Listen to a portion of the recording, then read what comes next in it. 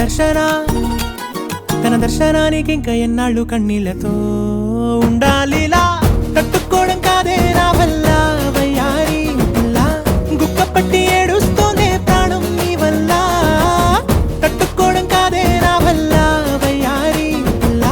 గుక్క పట్టి ఏడుస్తోందే ప్రాణం నీ వల్ల